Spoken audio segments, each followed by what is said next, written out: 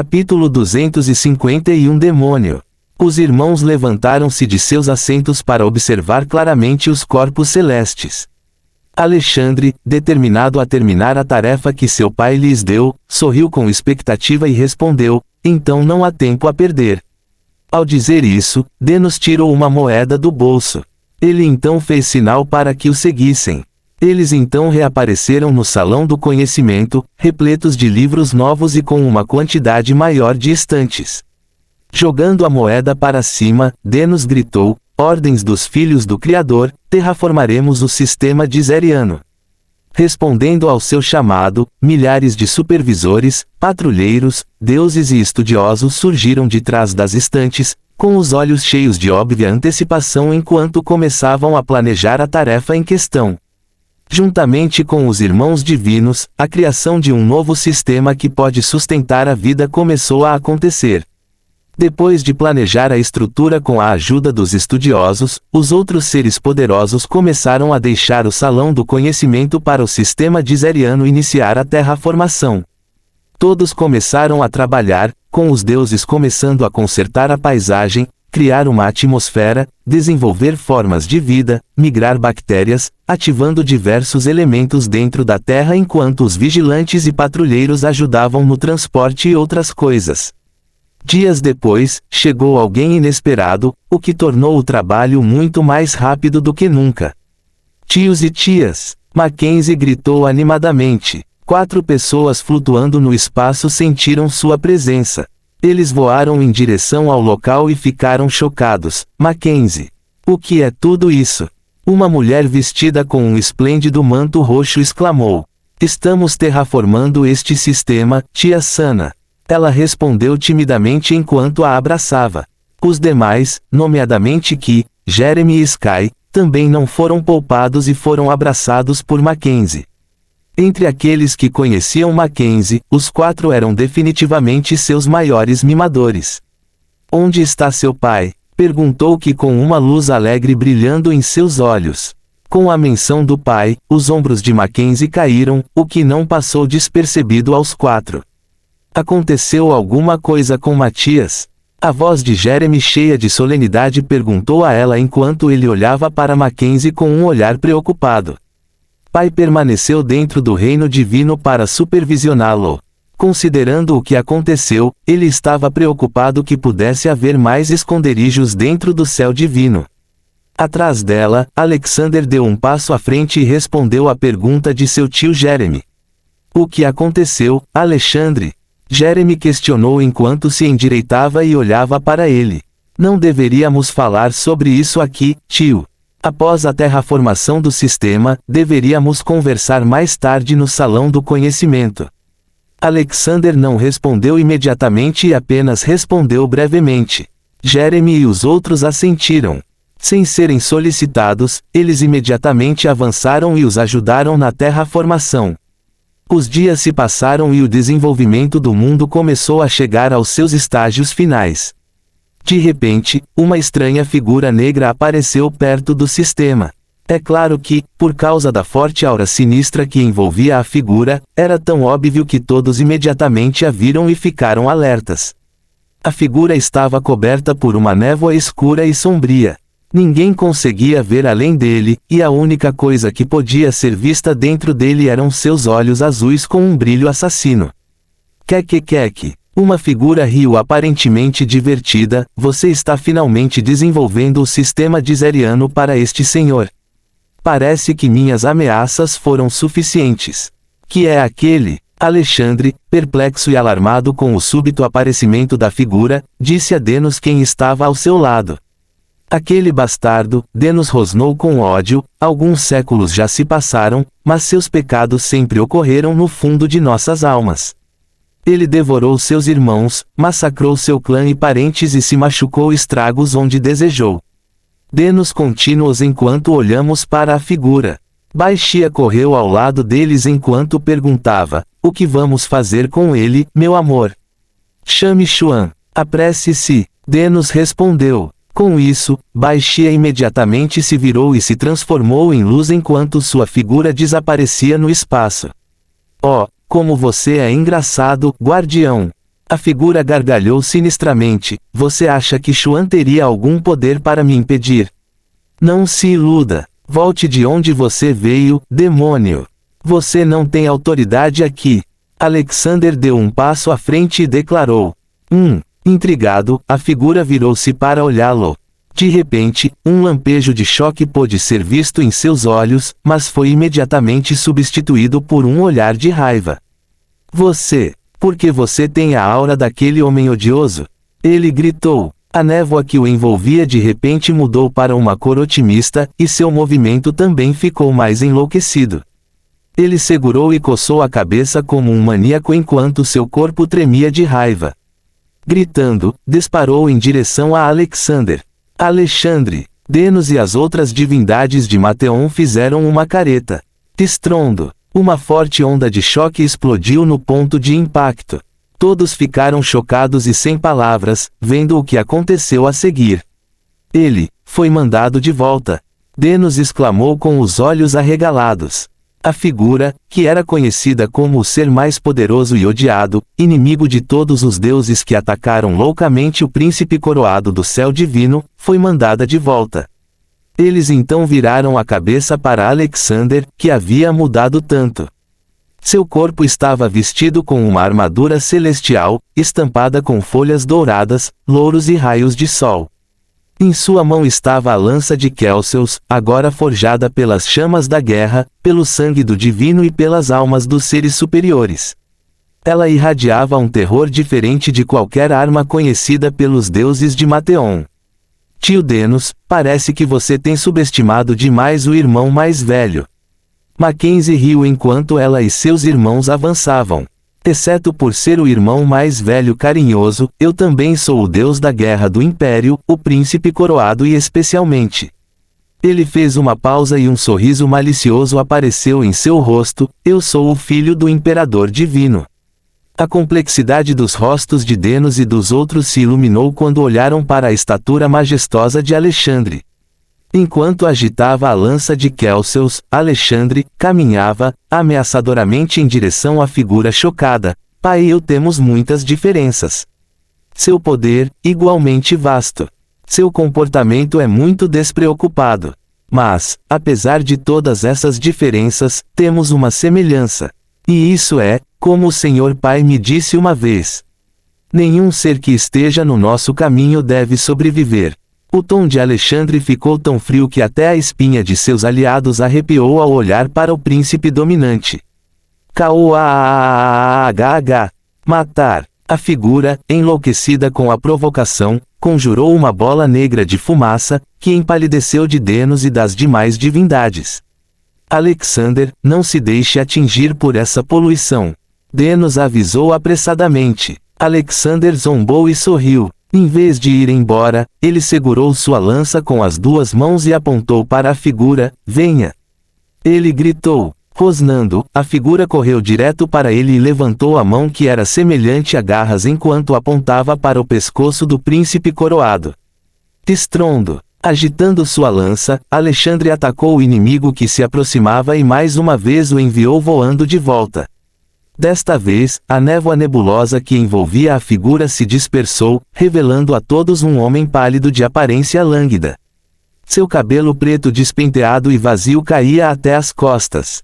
Seus olhos vermelhos agora olhavam para Alexander com medo. Não. Impossível. O homem estremeceu de medo. Você não pode ter dispersado meu Void Smog. Alexander estreitou os olhos em suspeita. Então é isso. Senti algo estranho quando bati naquela coisa agora há pouco. Ele murmurou. Ainda assim, mesmo em toda a sua grandeza, ainda é impuro. Alexander sorriu. Seu Void Smog, embora cheio de poder misterioso, ainda contém energia Yin. Nenhuma energia Yin sobreviveria contra a lança de Kelseus. Ren Yue riu ao olhar para o homem horrorizado.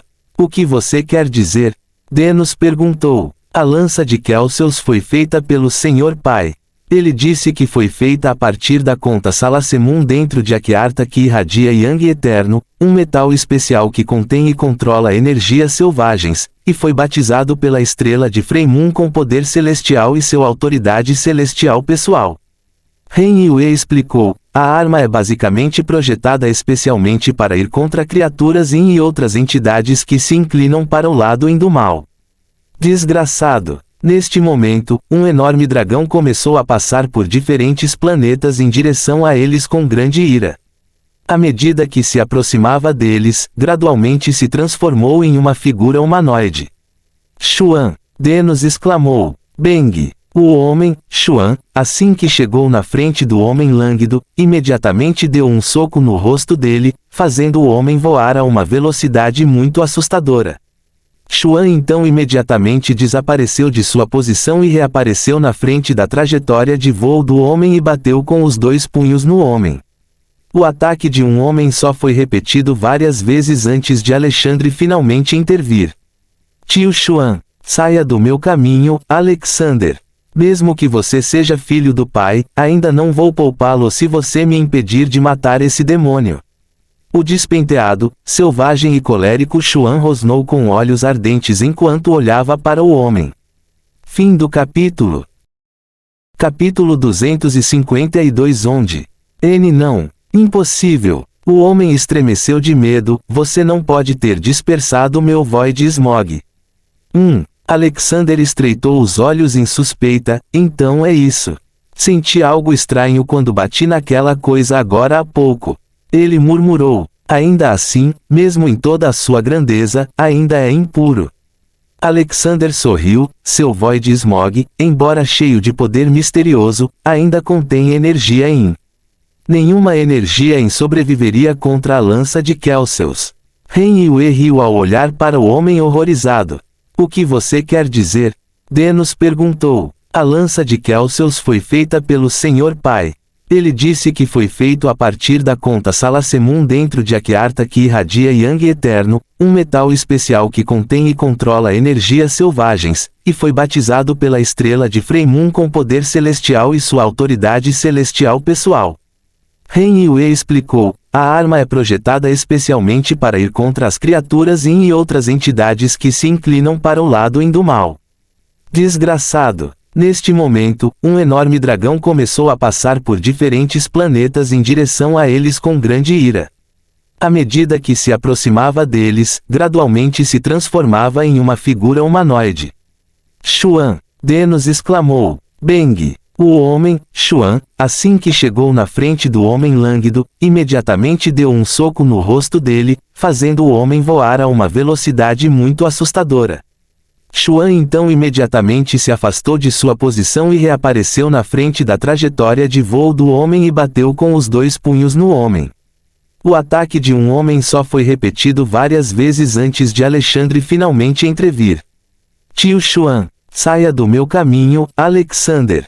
Mesmo que você seja filho do pai, ainda não vou poupá-lo se você me impedir de matar esse demônio.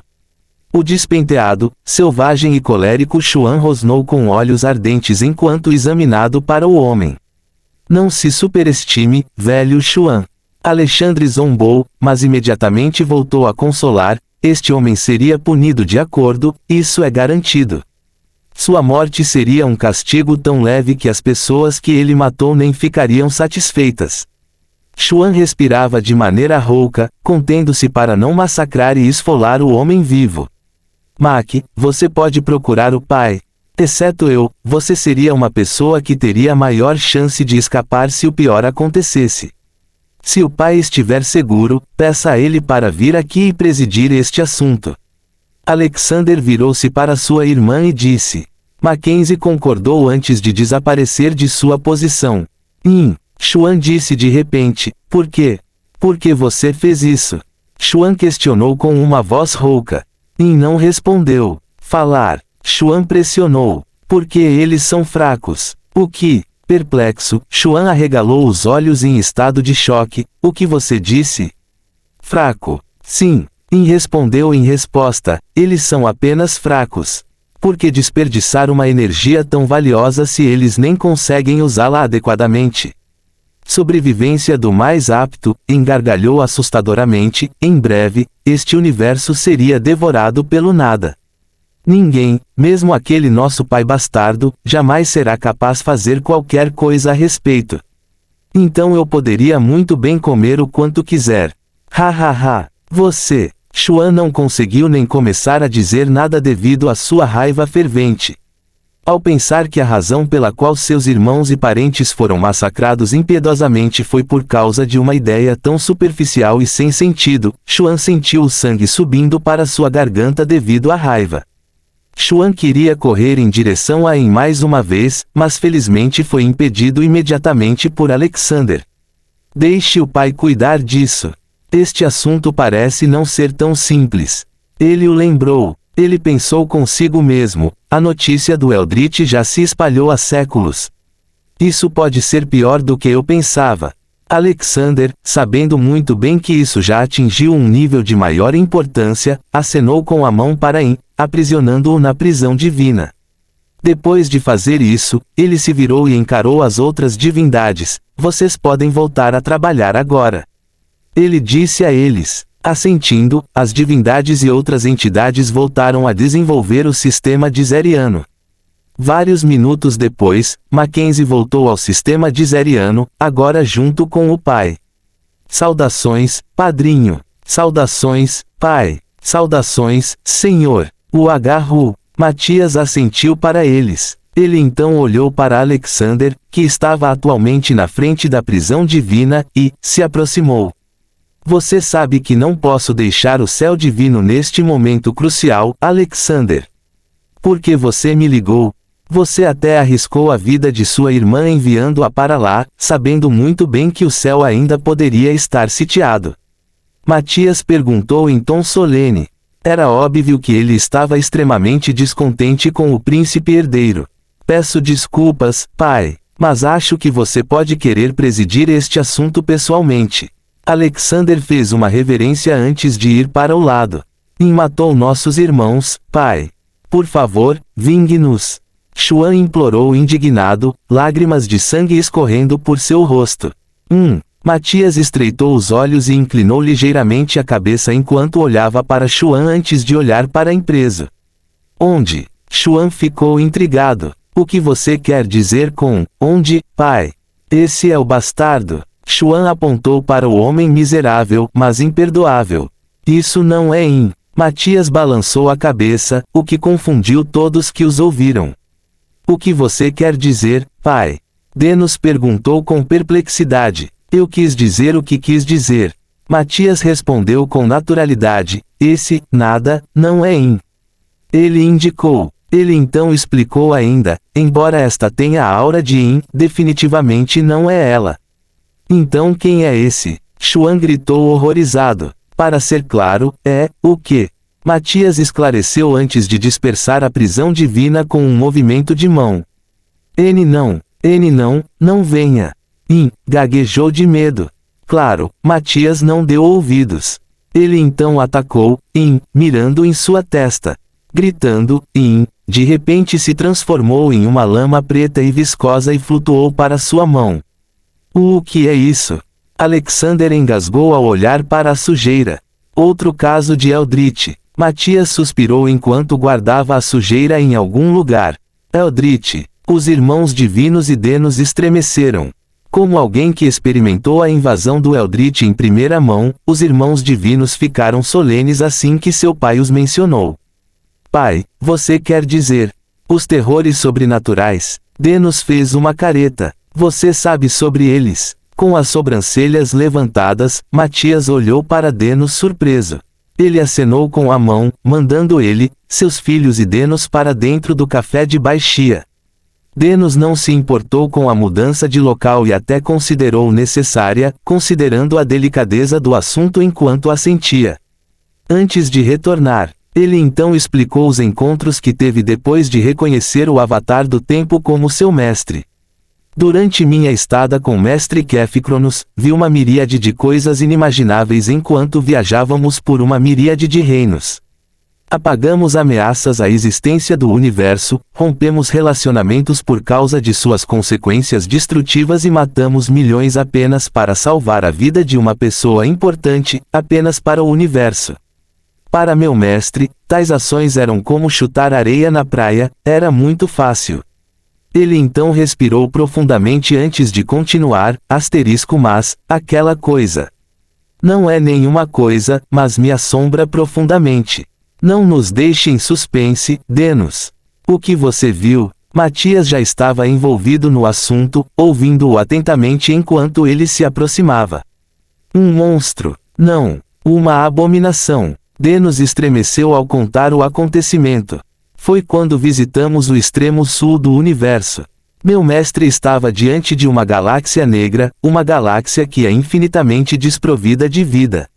A ocorrência de tal galáxia é quase impossível, considerando a qualidade intrínseca do nosso universo para inaugurar diferentes formas de vida, mesmo nas condições mais adversas. Houve apenas duas razões pelas quais existe a existência de tais galáxias. Ou foi criado naturalmente, o que é quase impossível. Ou alguns seres desviaram a vida daquela galáxia. É fácil aniquilar uma galáxia, eliminando-a da existência do nosso universo, mas algo que simplesmente sugue a vida, especialmente das estrelas, é simplesmente impossível.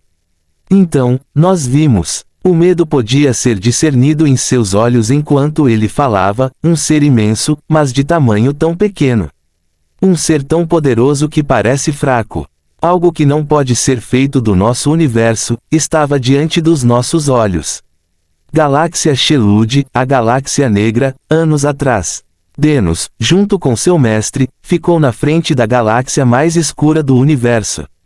Uma expressão de imenso choque estava estampada em seu rosto enquanto seu corpo estremecia ao sentir a atmosfera estranhamente fria que emanava ao redor da galáxia.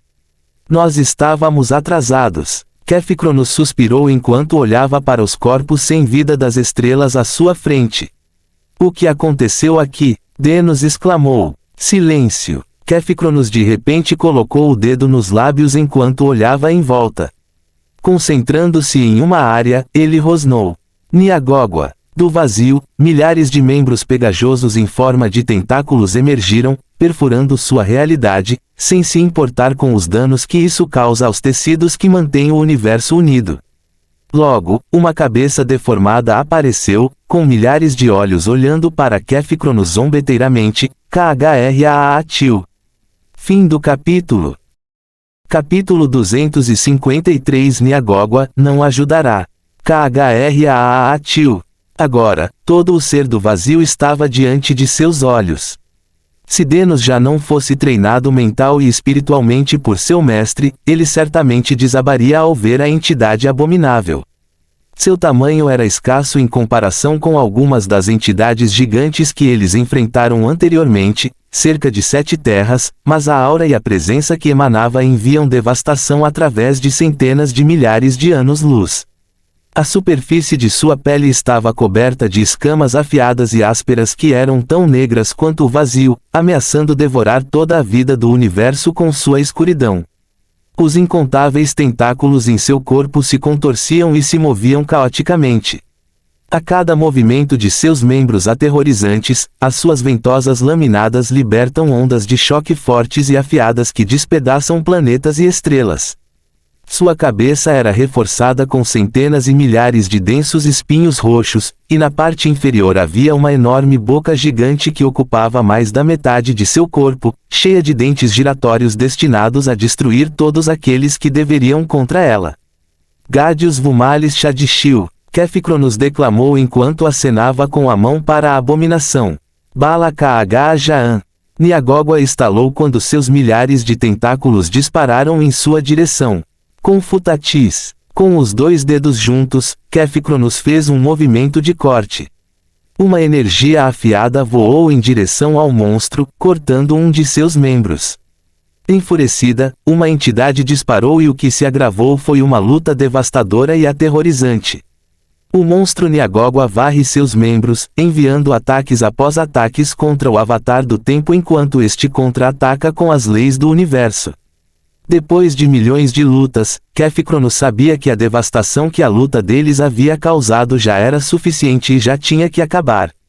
Ele apenas descobriu que era uma pena não ter a capacidade de matar o Eldritch, livrando o universo de um de seus problemas. Olhando para a galáxia escura e solitária, ele tinha no rosto uma expressão determinada. Elis Riartes. Kefícronos uniu as palmas das mãos antes de movê-las. Ting! As leis responderam ao chamado e correram em direção à fronteira da galáxia, cercando-a efetivamente. Naquela época, Denos viu o inimaginável, a separação de uma galáxia do universo. O vazio tremeu, criando um tremor que enviou a parte cortada do universo cada vez mais longe. A entidade Niagogua disparou inúmeros tentáculos, tentando se agarrar às fendas do universo, mas sem sucesso. Embora Kefícronos não tivesse nenhuma habilidade para matar o monstro, ele ainda o enfraqueceu com sucesso. Não teve chance de retornar quando o primeiro decidiu cortar o espaço que conecta a galáxia escura ao universo. Quando a galáxia chegou longe o suficiente, Kefícronos separou as mãos unidas e fez um movimento circular, imitando o Yin e Yang antes de unir as palmas mais uma vez. As leis, ao serem chamadas, funcionaram imediatamente, consertando a fenda do universo ao finalmente ejetar uma existência cancerosa do universo. É necessário fazer isso. Não poderíamos simplesmente nos livrar dessa entidade e devolver a vida à galáxia. Denos perguntou com incredulidade. Kefícronos olhou para ele e suspirou. A vida, uma vez afetada pelos seres Eldritch, não tem chance de ser redimida. O que? Denos exclamou. Então, isso não significaria. O mestre leu a mente de seu discípulo e respondeu: assim que os seres sobrenaturais se infiltrarem e começarem a atacar nosso universo, mesmo se vencermos, o que tem pouca ou nenhuma possibilidade, a vida seria definitivamente reduzida a, no máximo, 10%. Denos respirou fundo enquanto visualizava a ruína que um ataque sobrenatural poderia causar. Kefícronos riu levemente ao ver o rosto sombrio deste jovem. Nos tempos atuais, naquela época, e até agora, eu temia que tal evento se repetisse, e agora que isso aconteceu, isso me abala profundamente. Onde está seu mestre agora? Matias questionou. Do jeito que você mencionou a história, parece que seu mestre tem uma chance de derrotar esse ser. Você tem alguma ideia de onde ele está? Com o apoio dele, podemos efetivamente ir contra os Eldritch e expulsá-los completamente do nosso universo, explicou Matias. Denos assentiu antes de fechar os olhos. Não há necessidade. Mas, antes mesmo de ter a chance de entrar em contato com Kefícronos, uma voz profunda e incorpórea falou, assustando-os. Um homem, coberto por um manto adornado com pequenas manchas de estrelas, revelou-se ao sair de um espaço escondido. Seus olhos estavam cheios de profundidade de sabedoria e vicissitudes do tempo, enquanto seu corpo era o de um homem de meia idade dos anos 30. Mestre! Denos curvou-se respeitosamente. Matias estreitou os olhos, olhando para o homem com um olhar cauteloso. Por que eu não o senti agora? Kefícronos voltou os olhos para Matias, sentindo seu olhar, e sorriu amigavelmente. Sou uma existência nascida antes da segunda era do universo. A percepção do seu nível não funcionaria na minha autoridade nula. Ele respondeu a pergunta que nunca foi feita. Matias, que ainda estava desconfiado do homem, não ficou tão chocado por ter adivinhado o que ele estava pensando. Para seres do seu nível, algo tão simples era tão fácil quanto respirar para pessoas saudáveis. Eu sou Matias, imperador do céu divino. Depois de se certificar de que não havia hostilidade entre eles, Matias estendeu o braço, estendendo a mão, para Kefícronos. Eu sei. O homem sorriu. Eu sou Kefícronos, avatar da lei do tempo. Ele pegou a mão de Matias e apertou-a enquanto respondia. Acho que o venerável já sabe por que queríamos ver você. Abaixando a mão, Matias olhou para Kefícronos com um olhar questionador enquanto esperava pela resposta. Kefícronos sorriu antes de concordar. Eu sei. Seu rosto então ficou sério enquanto ele continuava, representando as personificações das leis primordiais. Digo que podemos nos juntar a você, mas não podemos atender ativamente ao seu chamado. Inclinando a cabeça em confusão, Matias perguntou-lhe, o que você quer dizer? Não ajudaremos a erradicar os seres sobrenaturais em todo o universo. Kefícronos respondeu. Ao ouvi-lo, Matias e os outros fizeram uma careta. Por quê? Matias perguntou com solenidade. Ele esperava que este mestre de D nos ajudasse, considerando que ele anda por aí trazendo equilíbrio ao universo. Parece que ele apenas esperava por isso. Você não deve entender mal, Excelência. Kefficron nos apaziguou. Acontece que o Eldritch que ataca nosso universo simplesmente desperdiçaria nosso tempo. Assim que Matias ouviu isso, em vez de ficar apaziguado, ficou ainda mais irritado. O que isso mudou em sua declaração anterior? Você simplesmente não nos ajudaria. Pai, tenho certeza que o mestre não quis dizer isso. Denos mediou entre os dois quando percebeu a ira do primeiro aumentando lentamente. Mestre, por favor, explique. Suspirar. Kefficron nos balançou a cabeça antes de começar. Estou dizendo que os avatares confiam em todos vocês. Matias ainda não estava convencido. Comparado aos seres sobrenaturais que você está enfrentando, os inimigos que estamos retendo são apenas mais fortes. Os olhos de Matias ainda estavam estreitados, mas parecia que ele estava ouvindo bem. Não podemos sair do nosso posto apenas para eliminar o peão dos inimigos, ou melhor, os SPAWNS. Kefficron nos suspirou. Se existem seres maiores que os seres sobrenaturais, então esses seriam indubitavelmente os terrores. Acredito que você já viu dois deles. Nyarlathotep e seu pai. Ao ouvir o nome anterior, Matias ficou solene.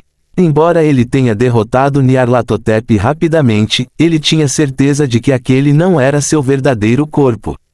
Com apenas isso, Nyarlathotep é simplesmente impossível de matar.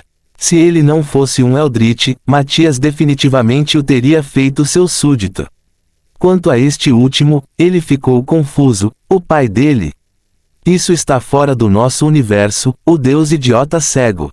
Matias fez uma careta. Você quer dizer, a existência que até os deuses verdadeiros dos outros universos temem. Kefficron nos acenou com a cabeça. Isso certamente causa medo na alma de todos, especialmente porque não temos ideia de quão poderoso ele evoluiu desde seu último despertar. Como eu disse, você já viu dois. Você conheceu o terror mais temível e terrível e o mais astuto e enganoso. Ainda assim, são apenas dois entre centenas de outros terrores cujos números de geração são infinitos. Agora, vocês entendem por que não podemos ajudá-los facilmente. Enquanto falamos, dois terrores estão sendo suprimidos pelo Avatar da Ordem e pelo Avatar do Espaço. A qualquer momento, esse espreitador também certamente atacaria. Falar com todos vocês, mesmo que seja por mais um segundo, já coloca o universo em risco por não focar na minha postagem. Os rostos de Matias e dos outros ficaram sombrios com sua explicação. A ideia de algo além do seu universo ameaçando a sua existência aterroriza as suas mentes já muito amplas e receptivas. Matias, principalmente, considerando que já havia sentido a presença do Deus cego idiota, já sentia a fome de ganhar mais poder para proteger seu universo.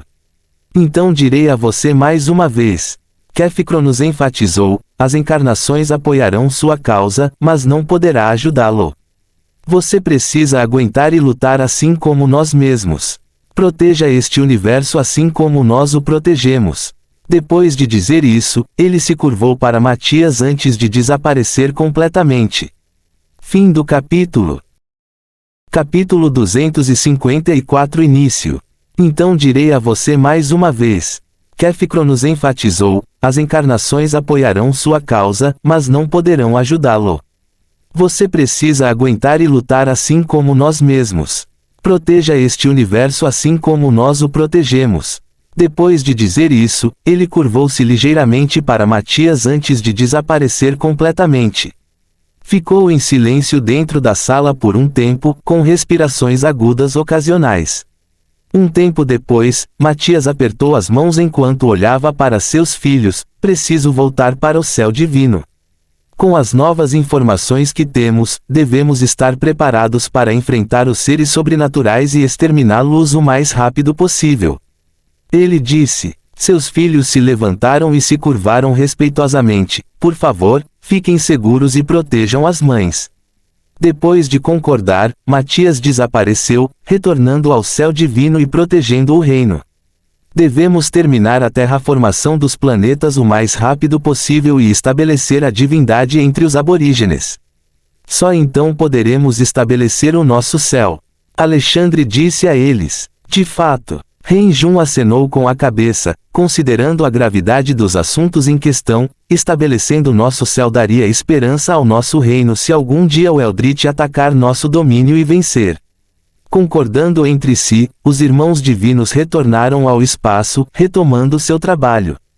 Dias depois, os deuses e irmãos contemplaram 10 planetas azuis e verdes à sua frente. Está feito. Alexandre ofegou de prazer. O problema é, Ren Yue estalou a língua, não há seres vivos exceto plantas e insetos. Embora possam fornecer fé, não é tão abundante quanto aos seres sencientes. Deixe-me cuidar disso. Denos falou de repente. Seguindo em frente, ele estendeu as mãos, liberando sua energia e envolvendo o sistema. De repente, o Sol começou a se mover muito mais rápido do que antes.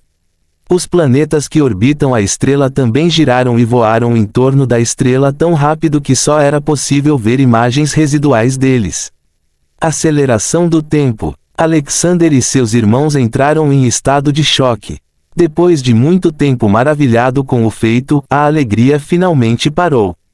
Denos baixou as mãos, ofegante, antes de cambalear enquanto avançava em direção a elas. Teria sido mais fácil se Lord Azileios estivesse aqui. Ele suspirou. Isto me lembra. Alexander engasgou. Meu pai uma vez me contou sobre Lord Azileios, o ser a quem ele confiou a segurança e o gerenciamento de Mateon.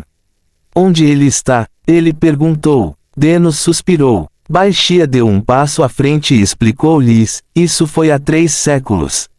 Lord Azileios sentiu uma perturbação no espaço circundante e em suas leis.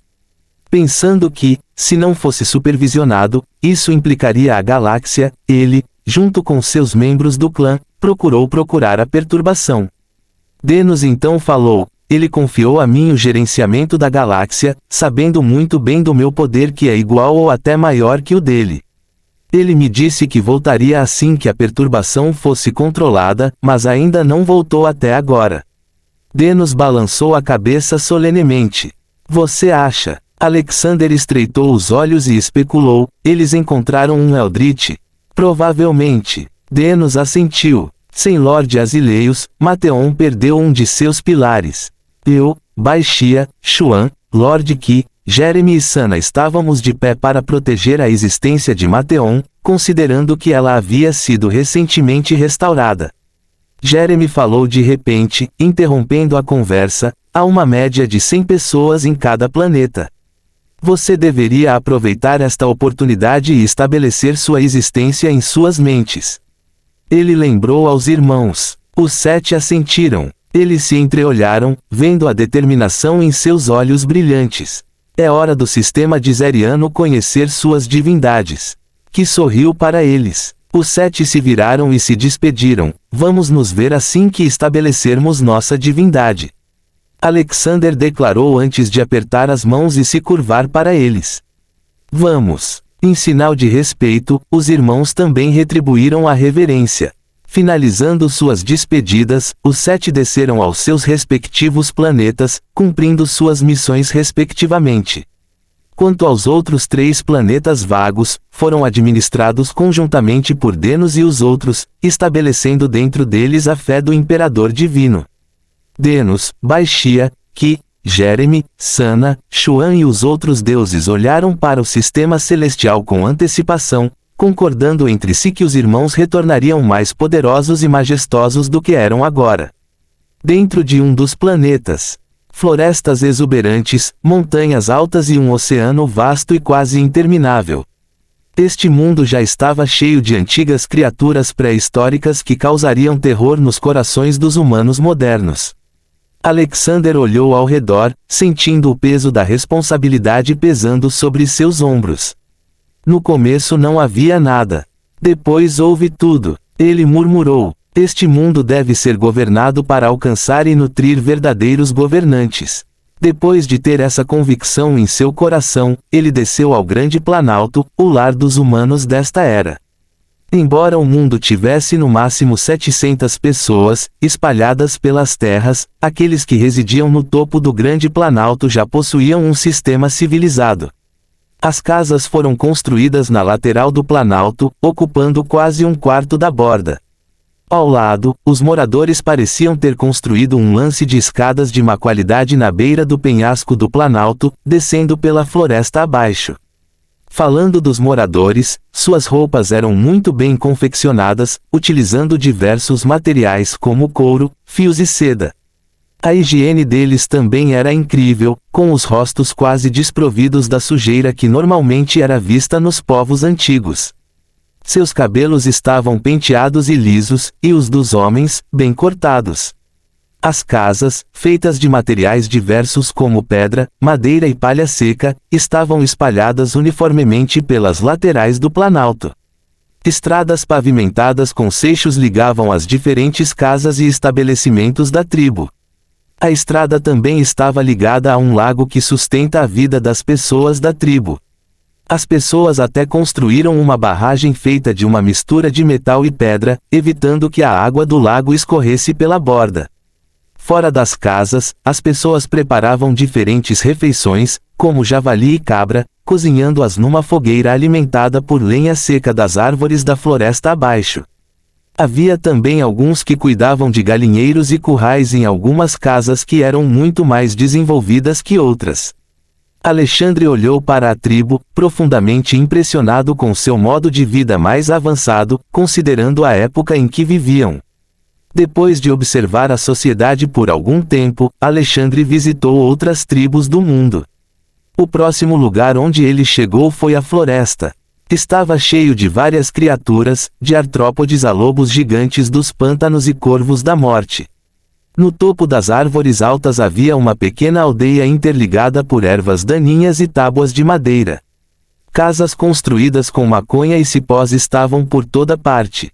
Diferente dos residentes do Grande Planalto, a civilização florestal era o que Alexandre poderia definitivamente definir como pré-histórica.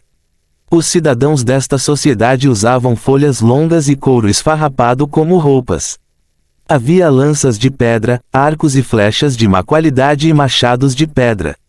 Curiosamente, Alexandre viu que os caçadores da tribo, embora utilizassem equipamentos tão surrados, podiam matar feras poderosas de forma impressionante com apenas um tiro.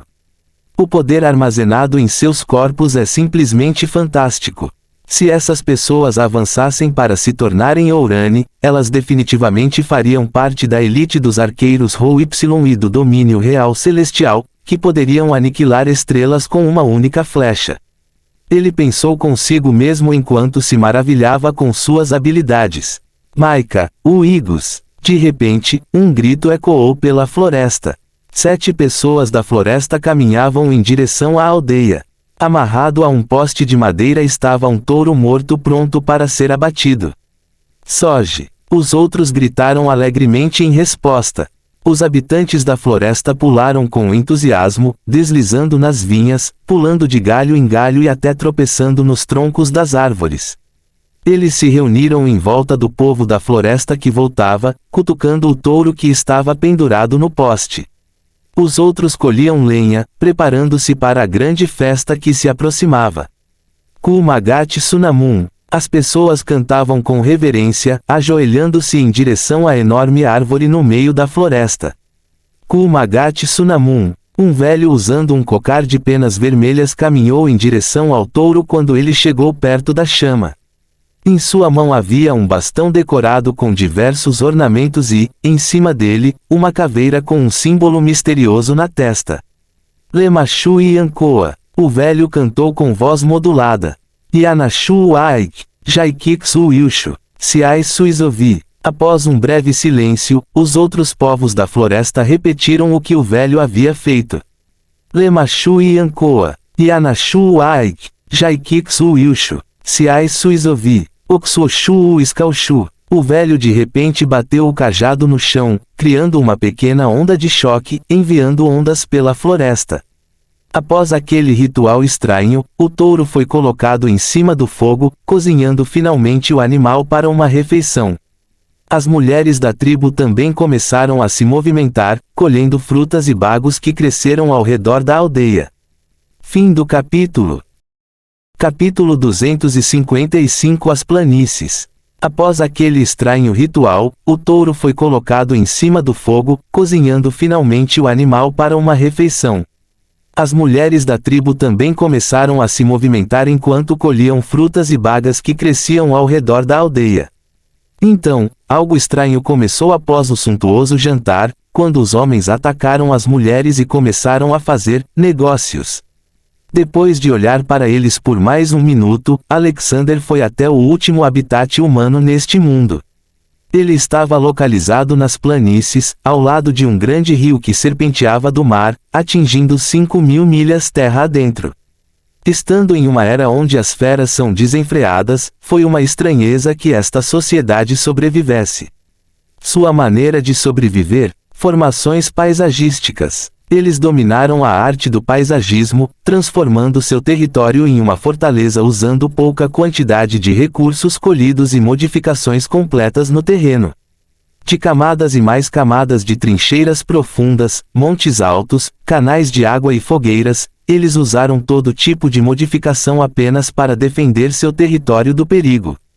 O seu território, abrangendo uma área de mais de 60 hectares, estava repleto de casas ou formações artificiais de terreno. A população, por outro lado, era de pouco mais de 100 pessoas, considerando que a maior parte de suas terras eram um monte, uma trincheira ou uma formação de terra em desenvolvimento. Não havia realmente muito espaço para moradia. A solução deles foi construir casas altas, um benefício que obtiveram com a constante mudança de paisagem. Eles adquiriram a habilidade e o conhecimento, pesquisando vários métodos de resistência, escavação e modificação, que desenvolveram o cimento antes dos demais, superando até o mesmo povo do Grande Planalto que atualmente utiliza grandes tijolos de pedra. Sem essa capacidade, a sua população teria de construir mais formações de terreno fora dos 3 montes defensivos em forma de círculo para acomodar mais pessoas, o que potencialmente colocaria as suas vidas em perigo. Agora, a situação difícil de Alexandre era escolher qual civilização ele poderia se mostrar e estabelecer a fé.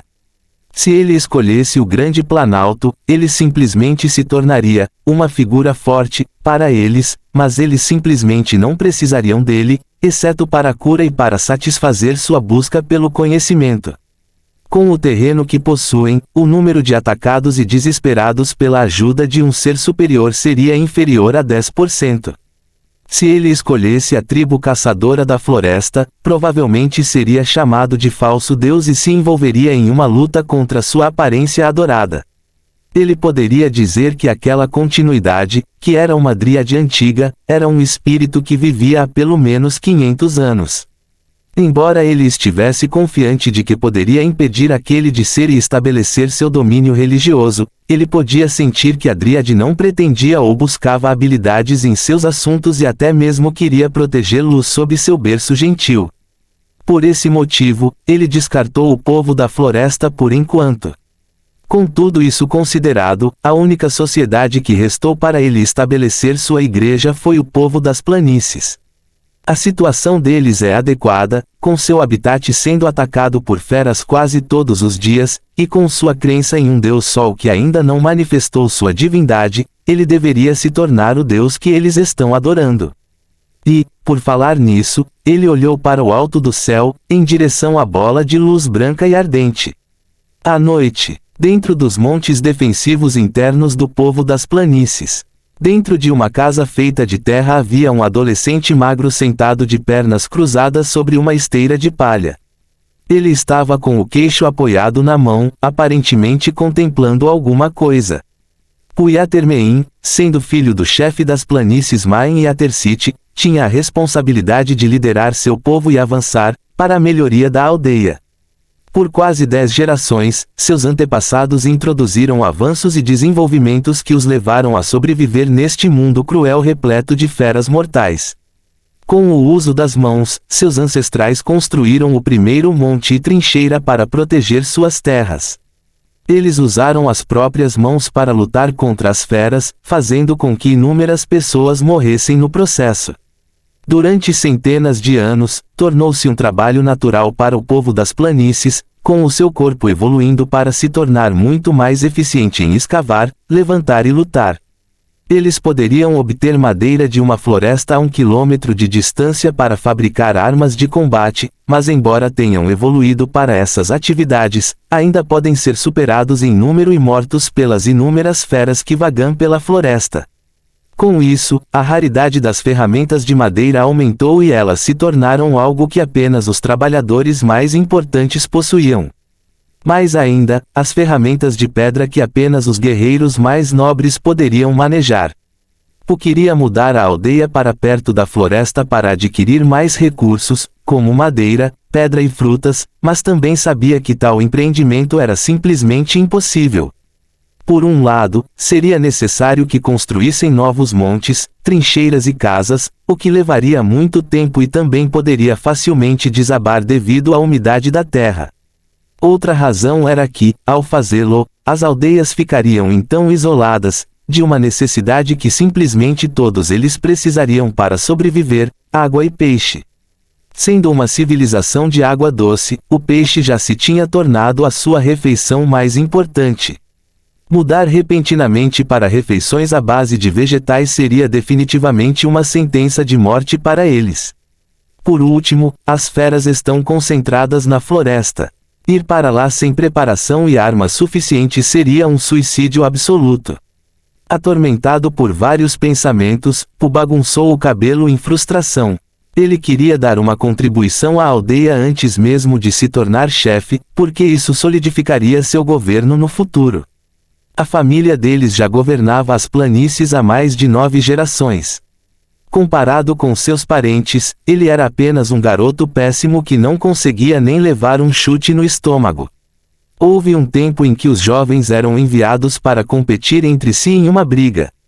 O próprio Pu não durou nem 10 movimentos contra um garoto, o que fez a linhagem Yatermein ser envergonhada e evitada por outras linhagens. Foi necessário que o próprio Main lutasse contra todos os líderes da família e os derrotasse para acabar com o desgosto das massas. Embora as massas tenham sido reprimidas, a sua visão em relação ao jovem chefe ainda permanecia. Devido à sua infâmia, sua posição como jovem chefe era instável e definitivamente ingarantida. Por causa da ganância humana, as outras famílias também já estavam de olho na posição de chefe de sua família há anos, especialmente a família de Yaterkan, que era atualmente uma potência dominante dentro das planícies devido ao controle de 1/4 da população guerreira. Embora seus números ainda fossem poucos, chegando apenas a 15, aqueles 15 guerreiros fortes definitivamente teriam uma influência sobre as pessoas que buscam proteção, e com a família de Yatermein tendo apenas uns míseros 12, incluindo o chefe, da população forte agora, o momento em que o chefe Main morresse seria o momento em que os Yaterkan e as outras famílias que os apoiavam se rebelariam contra o novo chefe Yaterpu. Ó grande Deus Sol, governante do céu, guie a mim e minha família nesta situação. Ele murmurou, orando ao Deus deles. De repente, um homem forte e corpulento correu para dentro de sua casa de terra, ofegante de cansaço e estresse. Kukon, qual é o problema? Por que você está com pressa? Pu levantou-se e segurou-o, perguntando preocupado. Kukon era um servo leal do chefe Main. Ele foi encontrado pelo chefe quando ainda era jovem, nos arredores da floresta. O chefe então o treinou para se tornar um dos guerreiros mais poderosos das planícies, ganhando a eterna lealdade e gratidão do homem. Jovem mestre, a vila está sob ataque de javalis da floresta. O monte externo mal consegue aguentar. Ele gritou de agonia. O que? Ele engasgou em estado de choque. Ele imediatamente pegou sua lança com uma pedra pontiaguda no final e imediatamente puxou Kukon para fora. Leve-me até lá. Ele pediu. Jovem mestre. Kukon ficou perplexo. Você não precisa se forçar a lutar, jovem mestre. Você precisa escapar com a madame. Vou trazer todos vocês para dentro da floresta e levá-los para outra casa. Talvez um dia você possa vingar o senhor mestre. Ele disse. O que você quer dizer com isso? Ku estava lívido de raiva. Você está dizendo que meu pai vai morrer. Como ousa amaldiçoá-lo? Ele empurrou Kuukon, mas não conseguiu nem movê-lo. Isso deixou Kuukon ainda mais determinado a trazer o jovem mestre embora. Jovem mestre, não estou amaldiçoando o senhor mestre. Há muitos javalis florestais lá fora. Como seu protetor, preciso trazê-lo para um lugar seguro. Ele persuadiu. Segurança, minha bunda. Pu cuspiu com raiva. Eu não sou apenas o seu jovem mestre, sou também o jovem chefe desta terra.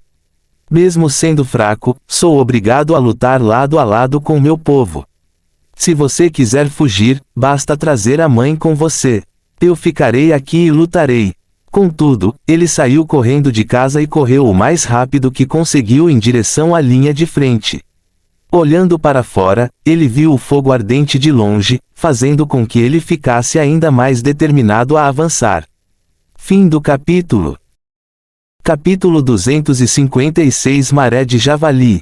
Jovem mestre, não estou amaldiçoando o senhor mestre. Há muitos javalis florestais lá fora. Como seu protetor, preciso trazê-lo para um lugar seguro. Ele persuadiu. Segurança, minha bunda. Pu cuspiu com raiva. Eu não sou apenas o seu jovem mestre, sou também o jovem chefe desta terra. Mesmo sendo fraco, sou obrigado a lutar lado a lado com meu povo. Se você quiser fugir, basta trazer a mãe com você. Eu ficarei aqui e lutarei. Contudo, ele saiu correndo de casa e correu o mais rápido que conseguiu em direção à linha de frente. Olhando para fora, ele viu o fogo ardente de longe, fazendo com que ele ficasse ainda mais determinado a avançar. Jovem mestre, Kuukon ficou chocado. Ele imediatamente correu em direção a Pu, seguindo-o até o campo de batalha. Não o monte externo. As chamas da batalha já haviam se espalhado por todo o campo. O sangue já havia derramado pelo monte. Tochas ficaram atrás das linhas, iluminando o terreno e ao mesmo tempo conforto às pessoas. Centenas de javalis corriam, atacando todo o campo de batalha enquanto os guerreiros no topo dos montes se levantavam para não deixá-los passar. Mas todo esse esforço parecia nada diante da maré viciosa enquanto vários javalis avançavam e voavam em direção a eles. Karu. No meio da formação, um homem enorme empunhando um machado de pedra brilhante gritou atrás da linha. O tempo já havia devastado seu corpo, mas ele ainda estava forte como sempre, balançando sua arma enquanto seus cabelos brancos manchados de sangue balançavam no ar. O que é isso, Lorde Chefe? Outro homem corpulento correu para a frente e perguntou enquanto ofegava. Antes mesmo de ouvir a ordem do chefe, um javali avançou pela lateral. Krag. Lívido, Karu levantou o machado e atacou o javali antes de chutá-lo para longe. Evacue os residentes do monte externo mais adiante. Vamos recuar para o monte interno. O chefe Main uivou antes de chutar um javali. Como quiser, senhor. Karu fez uma reverência antes de voltar para trás da linha. Evacue mais para dentro. Karu gritou para o povo do Outermalde. Evacuar. Os demais também divulgaram o pedido. Imediatamente, as pessoas correram em direção ao Innermalde. As pessoas trouxeram tochas iluminando suas casas e as colocaram perto do monte interno. Neste momento, vendo que até os guerreiros já lutavam para se defender, assim que as pessoas e seus pertences foram evacuados para dentro, a força de trabalho correu para o topo do monte interno com suas lanças de madeira afiadas, preparando-se para se juntar à luta contra os javalis. Até algumas mulheres relativamente mais fortes juntaram-se a eles no topo do monte. Na linha de frente, vendo que as pessoas haviam evacuado com sucesso, Karu informou imediatamente o chefe. Retire-se imediatamente, vá para longe do monte o mais rápido possível. Chefe Main declarou. Agora, com as instruções do chefe, os guerreiros pegaram as tochas do chão e seguiram na frente, correndo de volta e imediatamente criando uma enorme brecha em relação à maré de javalis. Outros infelizes foram derrubados quando javalis voadores voaram sobre eles, caíram sobre seus corpos e os esmagaram. Com essa retirada, um total de 10 homens morreram, reduzindo seu número para 50. Os guerreiros leais de Main também caíram para 7, aumentando a distância entre os guerreiros mais organizados de Yatercan, que sorria secretamente para ele. Em breve, assim que esta maré terminar, eu reinarei sobre as planícies como seu novo governante. Khan riu em seu coração. Esqueça aquele filho incompetente dele, ele nem representaria uma ameaça. Enquanto ele estava pensando, Main gritou, chegando. E como esperado, a horda de javalis já estava diminuindo a distância, correndo em direção a eles. Depressa, pessoal! Para o monte! Karu exclamou. Não podemos! Eles estão muito perto. Um guerreiro balançou a cabeça e se preparou para lutar. Ao ouvir isso, todos fizeram uma careta. No alto do monte, os trabalhadores e as mulheres engasgaram de horror quando pararam. O que eles estão fazendo? Corra aqui! Uma das mulheres gritou. Eles não podem. Os javalis já fecharam a lacuna. Um dos trabalhadores balançou a cabeça e suspirou. Então o que vamos fazer? Descer. Não podemos. Definitivamente morreremos. Outro trabalhador gritou de medo. Com isso, todos estremeceram de repente. Ninguém queria morrer. Tolos. De repente, um grito foi ouvido atrás do monte, fazendo com que todos virassem a cabeça. O que você está fazendo neste monte? Por que você está aqui se está com medo de morrer? Um velho segurando uma vara gritou de raiva enquanto subia o monte e açoitava aquele que espalhava o medo. Vocês são descendentes do Deus Sol. Seus bastardos não têm coragem. Mesmo as mulheres não ficaram com medo antes que esse filho da puta fraco causasse medo a todos. Ancião Shui! O povo exclamou. Shui Yateruei foi um trabalhador e guerreiro das planícies por mais de 100 anos, testemunhando 3 gerações do governo da linhagem Yatermein em sua vida. Juntamente com o falecido 7º chefe Suki, eles estabeleceram a classe guerreira e introduziram as armas de pedra aos guerreiros, fortalecendo efetivamente a defesa das planícies contra as feras. Se a linhagem Yatermein perdesse o poder, teria sido a hora dos Yateruei governarem as planícies, mas Shui nem sequer pensou nisso, não deixando nenhum descendente para competir pelas planícies e permanecendo leal ao chefe. Se não fosse por ele, a linhagem Yatermein teria terminado com os 8 chefes Sith. Mesmo se você não cair, você morrerá quando o chefe morrer lá embaixo. Quão estúpido você pode ser! Ele zombou enquanto cambaleava em direção à frente do monte. Ele ia falar para motivar os outros, mas foi interrompido. Jovem mestre, por favor, retorne. Os gritos suplicantes de Kuukon soaram atrás deles. Eles se viraram e viram o jovem chefe Pu correndo com uma lança ao lado, deixando Kuukon para trás. Deixe-me lutar, Kuukon. Pu gritou de volta sem parar. Ao ouvir isso, os trabalhadores zombaram dele. O que uma pessoa fraca como ele pode fazer? Os outros murmuraram. Ele simplesmente morreria lá, murmurou o outro. Eles então ouviram algo saindo da boca de Pu que os calou, abalando-os profundamente. Vou lutar para defender meu povo, mesmo que seja mais fraco comparado a eles. Os outros ficaram perplexos. Os olhos do Elder Shui brilharam. Pu correu e correu até chegar ao topo do monte. De repente, ao ver o ancião, Pu imediatamente parou e curvou-se para ele. Saudações, ancião Shui. Ele o cumprimentou respeitosamente antes de avançar mais uma vez. O que faz você pensar que o povo precisa de você para defendê-lo, jovem? Shui caminhou na frente dele e sorriu. Pu olhou para a luta abaixo e respondeu, posso responder isso mais tarde, ancião. Meu pai, os guerreiros das planícies, precisam de mim lá. Ele apontou abaixo, preciso ajudá-los. Você acha que eles precisam da sua ajuda? Shui perguntou mais uma vez. Eles não precisam de mim. Pu respondeu com sinceridade, visto que o velho não o deixaria passar se não respondesse. As sobrancelhas do Elder Shui se ergueram com intriga. Os trabalhadores, ao ouvirem sua resposta, balançaram a cabeça e suspiraram, pelo menos ele conhece sua incompetência. Eles murmuraram, o que lhes rendeu o olhar do Elder Shui. Então, por que você está indo para lá, mesmo sabendo que não é necessário lá? Ele perguntou. Porque é minha obrigação, responsabilidade e destino lutar com eles no campo de batalha. Ele respondeu com convicção. Vendo que o Elder Shui ainda não estava se movendo, Pu continuou: admito que sou fraco, muito mais fraco que o povo das planícies, mas mesmo antes de ser considerado fraco, sou o jovem chefe, filho do 9º chefe de as linhagens dos grandes chefes. Mesmo que eu seja fraco, tenho o coração de um chefe que bombeia o sangue de gerações de chefes dentro do meu corpo. Mesmo sendo fraco, sou um homem da planície. É meu dever proteger nossa terra dos inimigos e é meu dever como jovem chefe ser uma inspiração e um pilar para meu povo. Como chefe, deixo meu povo derramar sangue enquanto não faço nada e fujo.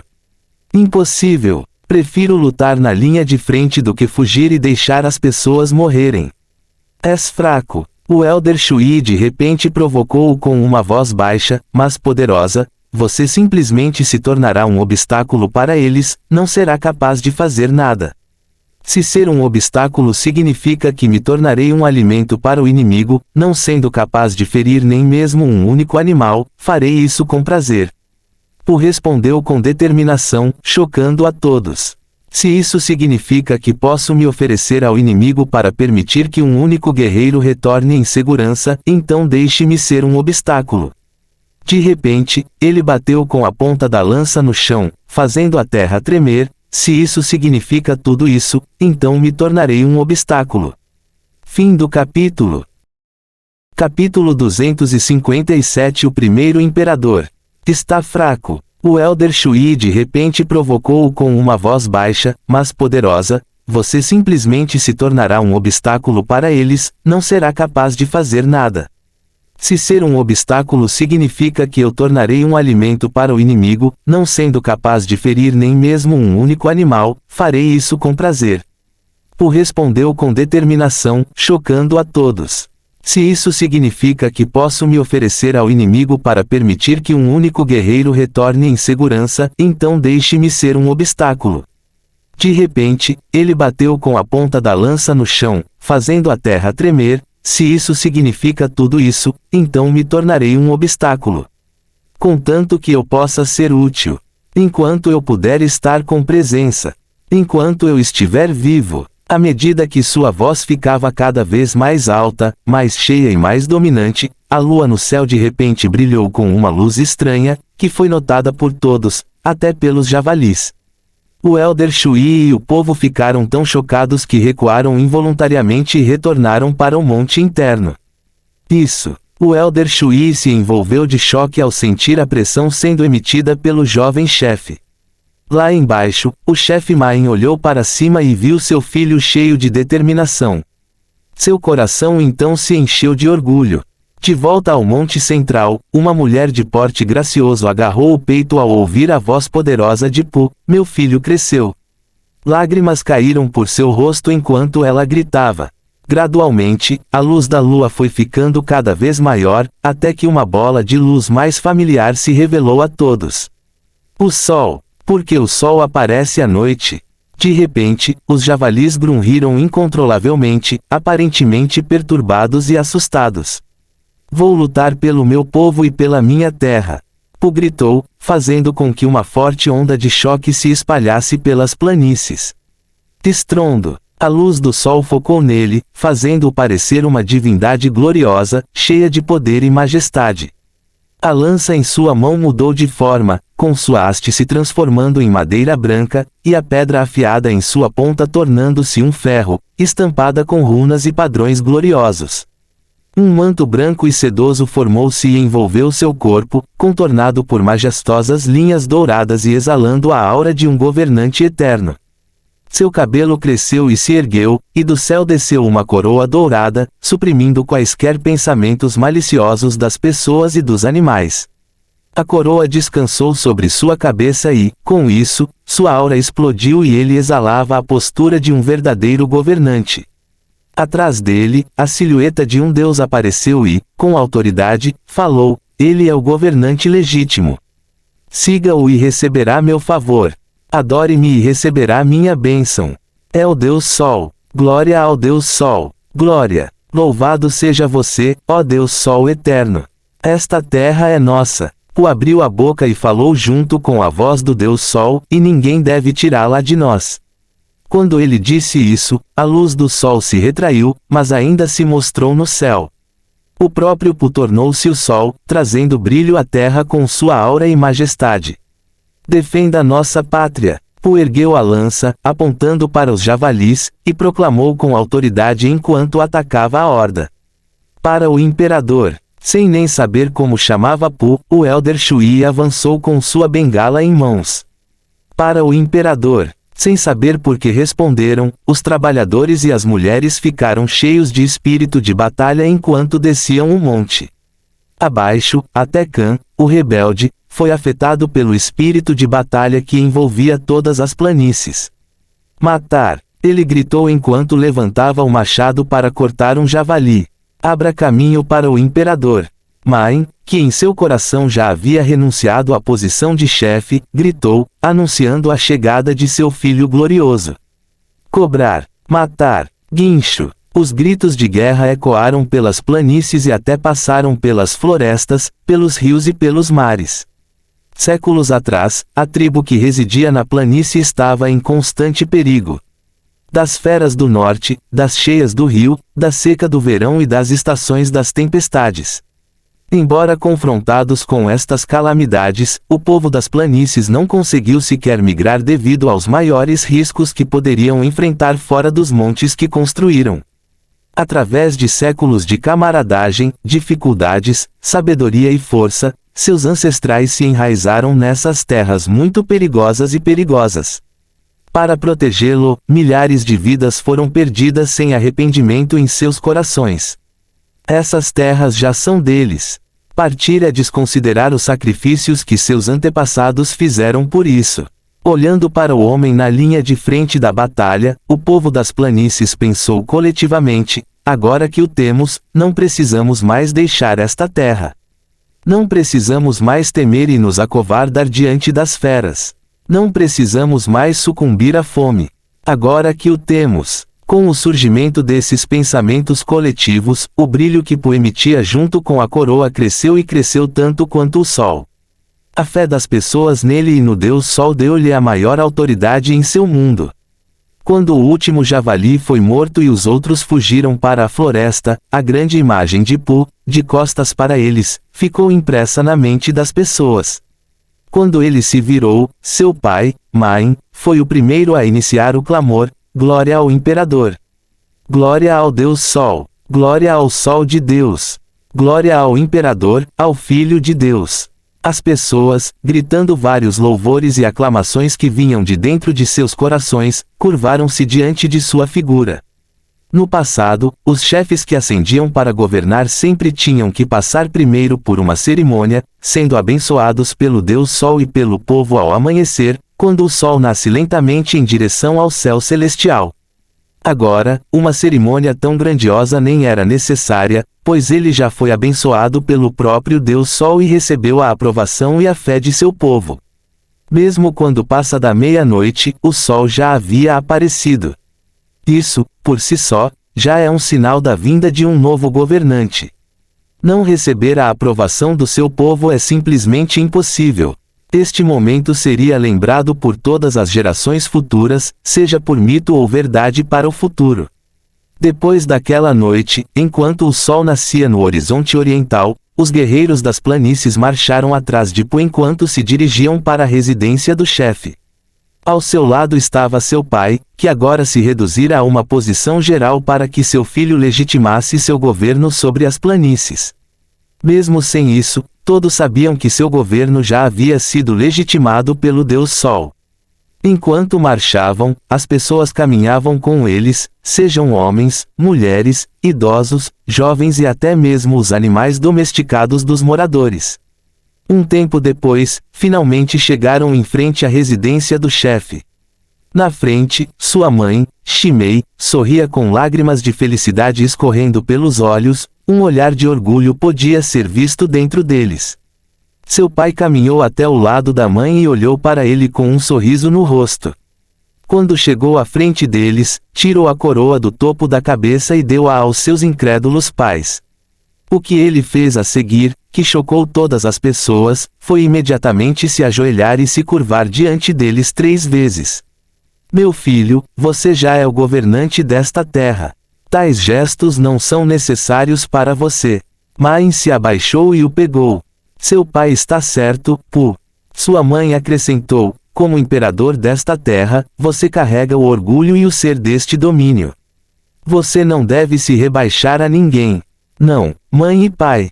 Pu balançou a cabeça enquanto se levantava adequadamente. O imperador é o servo e representante do povo. Embora eu me sente mais alto que eles, é apenas para ver todos eles e ouvir seus apelos e não para atropelar e ser maior que eles. Ele então continuou com respeito e dignidade e disse-lhes, antes de me tornar imperador, eu era seu filho. O título imperial é apenas um título, embora ser seu filho sempre e sempre será minha estatura. Ele então se virou para o povo e proclamou, ser filial à própria origem é ser filial a ele. Ser respeitoso com a população é ser respeitoso com sua graça. É uma das doutrinas do Deus Sol, uma doutrina tão pura e simples que devemos obedecê-la para alcançar a civilidade básica e a moralidade benevolente. Fim do capítulo. Capítulo 258, O Reino de Bran. Enquanto marchavam, as pessoas caminhavam com eles, sejam homens, mulheres, idosos, jovens e até mesmo os animais domesticados dos moradores. Um tempo depois, finalmente chegaram em frente à residência do chefe. Na frente, sua mãe, Shimei, sorria com lágrimas de felicidade escorrendo pelos olhos, um olhar de orgulho podia ser visto dentro deles. Seu pai caminhou até o lado da mãe e olhou para ele com um sorriso no rosto. Quando chegou à frente deles, tirou a coroa do topo da cabeça e deu-a aos seus incrédulos pais. O que ele fez a seguir, que chocou todas as pessoas, foi imediatamente se ajoelhar e se curvar 3 vezes diante deles. Meu filho, você já é o governante desta terra. Tais gestos não são necessários para você. Mãe se abaixou e o pegou. Seu pai está certo, Pu. Sua mãe acrescentou, como imperador desta terra, você carrega o orgulho e o ser deste domínio. Você não deve se rebaixar a ninguém. Não, mãe e pai. Pu balançou a cabeça enquanto se levantava adequadamente, o imperador é o servo e representante do povo. Embora eu me sente mais alto que eles, é apenas para ver todos eles e ouvir seus apelos e não para atropelar e ser maior que eles. Ele então continuou com respeito e dignidade e disse-lhes, antes de me tornar imperador, eu era seu filho. O título imperial é apenas um título, embora ser seu filho sempre e sempre será minha estatura. Ele então se virou para o povo e proclamou, ser filial à própria origem é ser filial a ele. Ser respeitoso com a população é ser respeitoso com sua graça. É uma das doutrinas do Deus Sol, uma doutrina tão pura e simples que devemos obedecê-la para alcançar a civilidade básica e a moralidade benevolente. Ele então se virou para seus pais e olhou para a coroa em suas mãos e disse, mas ainda assim, eu removi a coroa concedida pelo Deus Sol para mostrar que seu governo ainda é do mais alto. Não sou eu quem governa o povo, mas apenas e somente o Deus Sol. A coroa foi concedida por ele e, portanto, a coroa o representa. Quem usa a coroa representa sua vontade. Portanto, é uma regra estrita que qualquer pessoa que use esta coroa deve seguir sua doutrina e não desafiar nenhum de seus desejos, pois desafiá-lo é equivalente a desrespeitá-lo. Rebaixar a posição desta coroa a um mortal é equivalente a ele se rebaixar em direção a ele, a lei da mortalidade. Ele se ajoelhou enquanto abaixava a cabeça. Para usar a coroa, é preciso decretar seu início. Portanto, ela deve ser usada acima de todos. Sabendo o que fazer, Mãe retrata a coroa e declarou, eis o imperador, filho do Deus Sol, que viverá e reinará neste mundo para sempre e pela eternidade. Bem-aventurados aqueles que estão presentes diante de sua presença.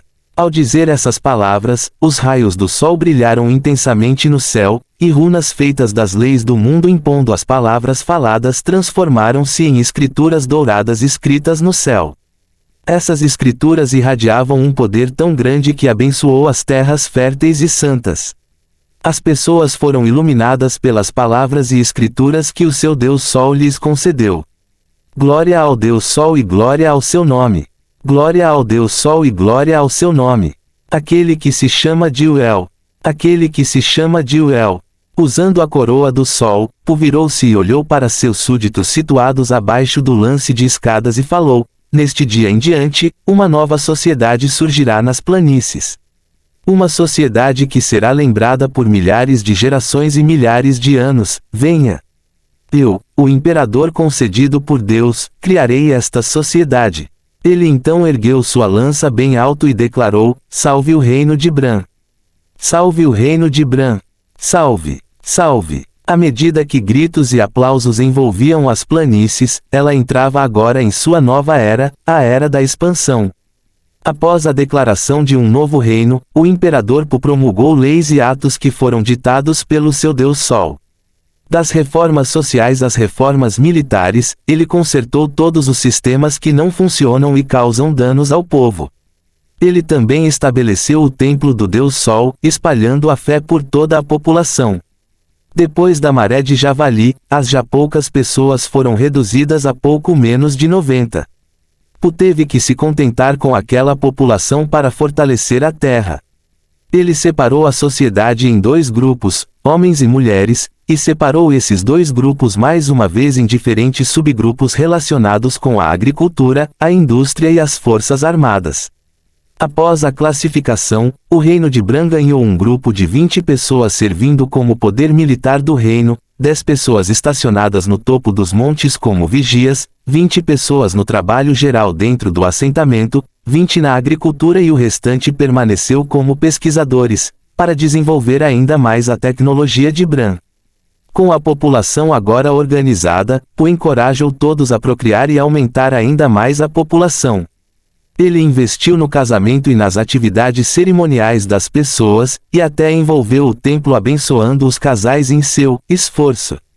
No âmbito deste programa, ele até se casou com Helena e Atercan, filha do militar dominante que foi formalmente subjugado por ele após a maré. Para fortalecer os laços entre os 2 clãs, dirigiu-se pessoalmente à residência e Atercan e propôs casamento. Através disso, juntamente com a autoridade concedida pelo Deus Sol, ele obteve ainda mais autoridade através da influência do Yatercan. Agora, o desenvolvimento do reino estava em pleno andamento e poderia continuar a florescer enquanto o primeiro imperador governasse a terra. Bem acima do céu, um homem coberto pela glória do sol sorria enquanto olhava para as pessoas abaixo que o adoravam sinceramente. Ele estava feliz porque seu plano funcionou. Claro, o homem era o próprio príncipe coroado, Alexandre. Olhando para seu corpo e espírito, ele sentiu uma imensa diferença em relação a antes. Ele ficou chocado com o quão grande foi a mudança, embora a fé só viesse das orações de menos de 100 pessoas. Ele imaginou que no futuro Bran se desenvolveria junto com seu templo e acumularia pelo menos 1000 seguidores. Pensando em quão grande seria a fé que receberia naquele momento, Alexandre sentiu seu sangue ferver de expectativa pelo futuro. Ele mal podia esperar que tudo isso acontecesse. Por enquanto, ele ajudaria seus seguidores a se fortalecerem e os prepararia para quaisquer perigos que pudessem surgir no futuro. De repente, ele sentiu uma aura poderosa e vigorosa de fé vindo em sua direção. Com os olhos estreitados, ele olhou para a figura voando em sua direção. Apertando a lança, ele esperou a chegada da figura. Saudações, novo Deus do Sol. Quando a figura parou na frente dele, ele finalmente conseguiu ver quem era. Era uma mulher coberta apenas por ervas daninhas e trepadeiras serpenteando ao redor de seu corpo perfeitamente curvilíneo. Sua pele era tão linda quanto um buquê de flores sem fim, enquanto seus longos e ondulados cabelos ruivos caíam em cascata infinitamente, dando vida a todos aqueles abaixo dela. Seus brilhantes olhos verdes jade não olhavam para Alexander de maneira subserviente nem provocadora. Ninfa. Alexander falou em um tom neutro. A ninfa estreitou os olhos, ofendida pela forma como esse novo deus se dirigiu a ela. Ainda assim, ela dispensou seu descontentamento. Eu deveria me apresentar. Ela disse a ele. Eu sou Helena, deusa da vida do povo Kulmagat. Senti que você já entrou em meu território antes. Ela se apresentou claramente. Eu sou Alexandre, Deus do Sol. Sim, eu sei disso. E a Helena disse impacientemente, o que fez Alexander estreitar ainda mais os olhos. Nem mesmo deixando-o falar, e a Helena continuou a falar sem restrições, parece que você encontrou seus próprios seguidores. Então deveríamos traçar nossas fronteiras agora, considerando que você quase considerou que nossos seguidores ficariam sob seu comando. Fronteiras. Alexandre imitou enquanto suas sobrancelhas estavam franzidas de descontentamento, porque precisaríamos de fronteiras. O controle da fé é apenas para aqueles que podem realmente exercê-lo. Como deuses, não deveríamos precisar de fronteiras apenas para controlar nossos súditos de desertarem para outro. Aspas. Oh, como o bárbaro é o seu jeito! Desta vez, vendo que a negociação já poderia ser considerada basicamente encerrada, a ninfa finalmente não escondeu mais sua desaprovação. Deuses deveriam ser mais civilizados do que seus crentes. Até mesmo pensar em pensamentos tão bárbaros. Você não está apto para ser um deus. Ela cuspiu zombeteiramente. Que pena que você pensou isso, ninfa. Alexander riu sarcasticamente, olhando para a mulher com puro desgosto. Durante todo esse tempo, Alexandre já estava cheio de insatisfação com a forma como a ninfa falava com ele. Fim do capítulo. Capítulo 259 Jordão. Eu deveria me apresentar. Ela disse a ele. Eu sou Helena, deusa da vida do povo Kulmagat. Senti que você já entrou em meu território antes. Ela se apresentou claramente. Eu sou Alexandre, Deus do Sol. Sim, eu sei disso. E a Helena disse impacientemente, o que fez Alexander estreitar ainda mais os olhos. Nem mesmo deixando-o falar, e a Helena continuou a falar sem restrições, parece que você encontrou seus próprios seguidores. Então deveríamos traçar nossas fronteiras agora, considerando que você quase considerou que nossos seguidores ficariam sob seu comando. Fronteiras. Alexandre imitou enquanto suas sobrancelhas estavam franzidas de descontentamento, porque precisaríamos de fronteiras. O controle da fé é apenas para aqueles que podem realmente exercê-lo. Como deuses, não deveríamos precisar de fronteiras apenas para controlar nossos súditos de desertarem para outro. Aspas. Oh, quão bárbaro é o seu jeito! Desta vez, vendo que a negociação já poderia ser considerada basicamente encerrada, a ninfa finalmente não escondeu mais sua desaprovação. Deuses deveriam ser mais civilizados do que seus crentes. Até mesmo pensar em pensamentos tão bárbaros. Você não está apto para ser um deus. Ela cuspiu zombeteiramente. Que pena que você pensou isso, ninfa. Alexander riu sarcasticamente, olhando para a mulher com puro desgosto. Durante todo esse tempo, Alexandre já estava cheio de insatisfação com a forma como a ninfa falava com ele. O que? E a Helena estreitou os olhos e olhou carrancudo. Você achou que eu não estava negociando com você porque sou bárbaro? Alexandre provocou. O que mais? Uma cuspiu ninfa. Então você não entende nada de política, ninfa. Ele riu, como se tivesse ouvido a piada mais engraçada de sua vida. As negociações são para aqueles que têm influência ou igual poder. Você não possui essas qualidades. Alexander zombou e zombou dela. Você. E a Helena franziu a testa. Enquanto ela existiu, mesmo que fosse um simples broto, ninguém se atreveu a falar assim com ela. Ao ouvir tais palavras zombeteiras dirigidas a ela, ela ficaria, é claro, furiosa. Você é apenas um deus exterior. A ninfa comenta com ele com raiva. Este mundo não é seu e nunca será. Eu posso ser um deus exterior. Alexander disse, mas este mundo estaria sob minha proteção. Cuspiu. Os espíritos da floresta garantirão que você não terá sequer a chance de expandir sua influência. Depois de dizer isso, a ninfa e a Helena se transformou em esporos verdes estendidos antes de retornar à sua origem. Alexandre ficou em silêncio por alguns minutos, sabendo que havia se tornado um novo inimigo. É claro que as ninfas não teriam chance contra ele em termos de poder, mas uma vez que ele aniquilasse a deusa ninfa, seus seguidores definitivamente não parariam até encontrarem algo que tivesse conexões com outros deuses que poderiam tê-la matado. Seguidores são apenas seguidores, mas os fanáticos estão em outro nível. Ele precisaria se preparar para o ataque dos espíritos. Alexander está muito familiarizado com os espíritos, considerando que ele praticamente foi criado com os espíritos de Akyarta quando era criança.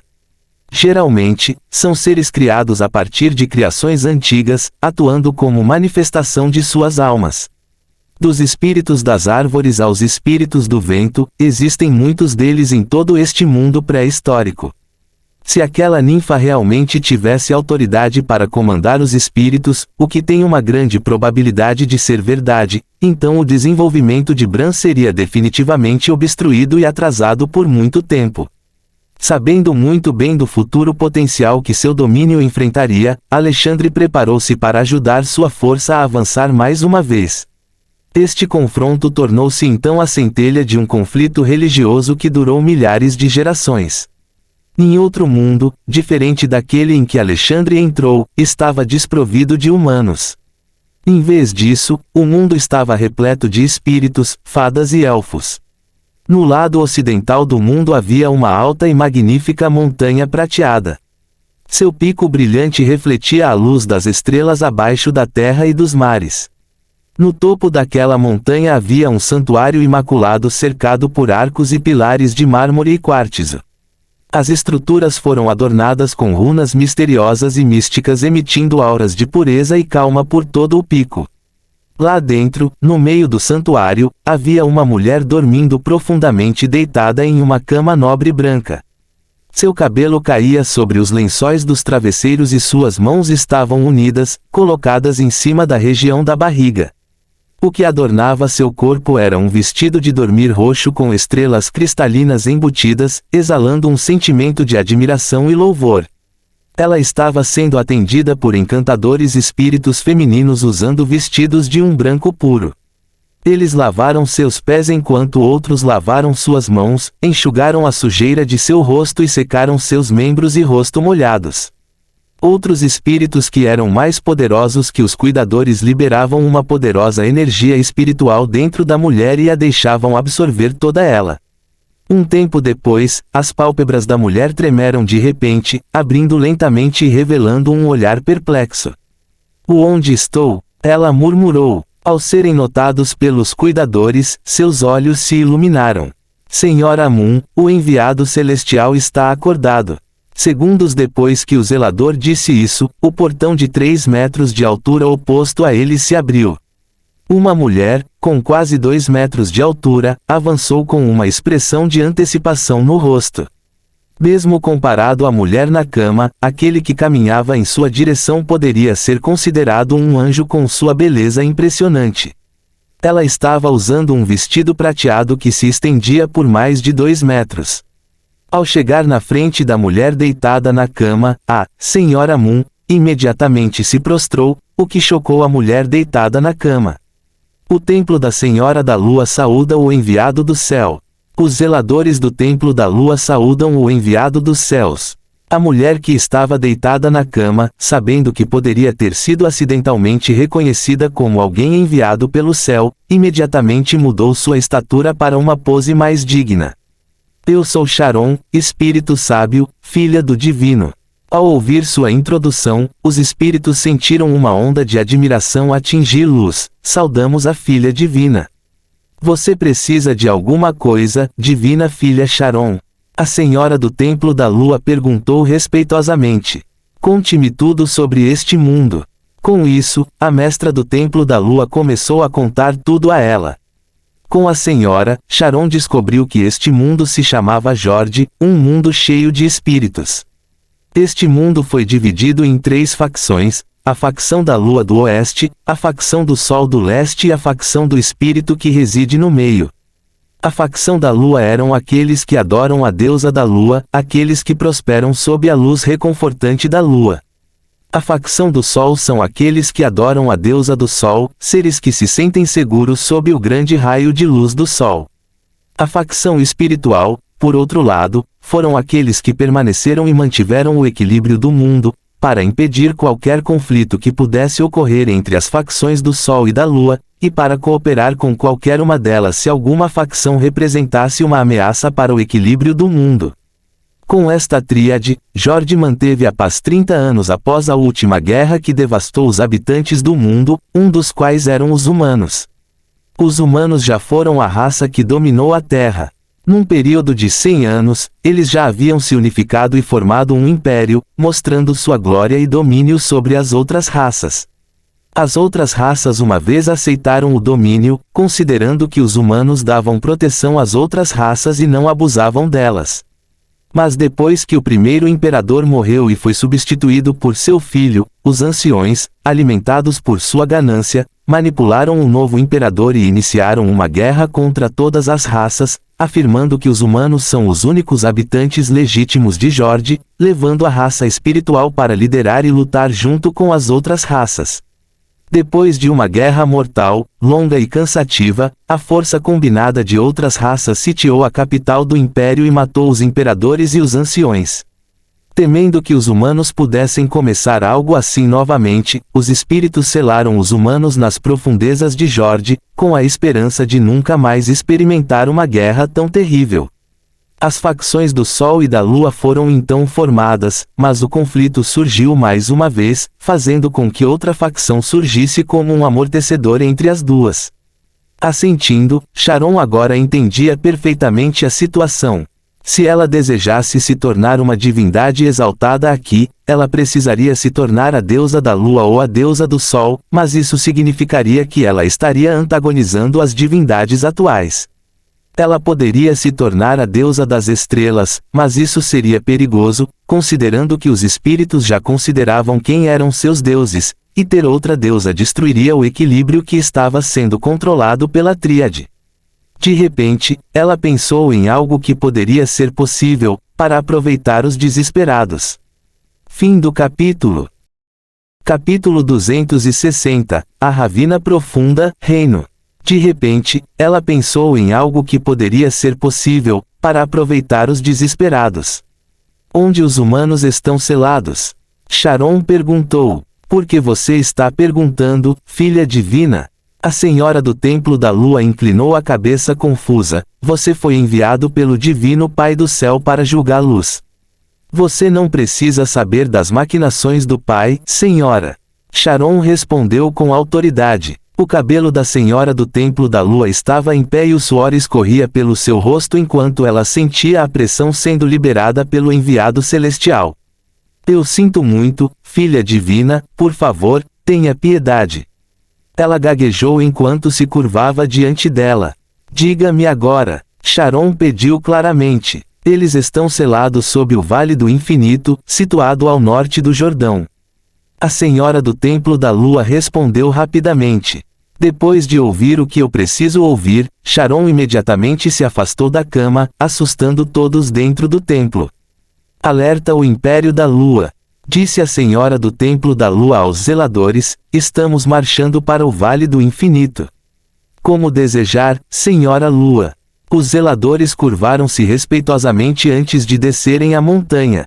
Para o norte. Aqui, diferente das florestas exuberantes e das belas paisagens do sul, estava cheio de gelo e neve e tempestades de frio intenso. Nada podia ser visto além dos 10 metros devido à densa nevasca que cobria toda a região. Charon, que desapareceu há algum tempo, reapareceu no céu deste lugar cruel e desprovido de vida.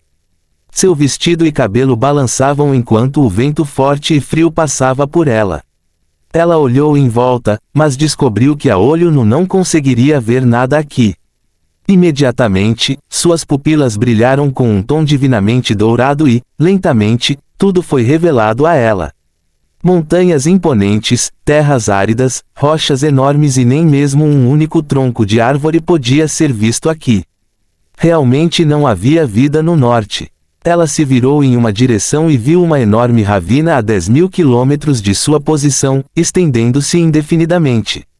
Ela imediatamente soube que era ali que os lamentáveis humanos estavam selados.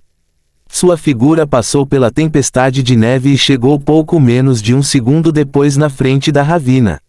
Ela imaginou que o Templo da Lua poderia enviar algumas pessoas para cá, considerando sua estatura em suas mentes, então ela acenou com a mão, e uma enorme barreira em forma de cúpula formada por energia divina cobriu todo o lugar. Olhando de fora, a única coisa que os outros veriam seria uma planície cheia de neve sem fim. Depois de se certificar de que a formação de ilusão defensiva que ela formou era tão sólida quanto as barreiras do primeiro céu, ela pulou da ravina e esperou que seu corpo chegasse abaixo. 10 segundos se passaram e ela estreitou os olhos com suspeita. Embora não tenha passado muito tempo desde que ela desceu, com sua velocidade, 10 segundos de descida contínua sem sequer ver qualquer sinal de solo sólido é simplesmente inexplicável. O diâmetro do mundo em que ela se encontrava era de apenas cerca de 13.000 quilômetros de norte a sul, e a velocidade em que ela seguia era ainda mais rápida do que a velocidade com que ela se lançava a 10.000 quilômetros de distância em menos de um segundo. Isso significaria que ela já havia viajado mais de 100.000 quilômetros descendo a ravina. Não percebi que entrei em outro reino.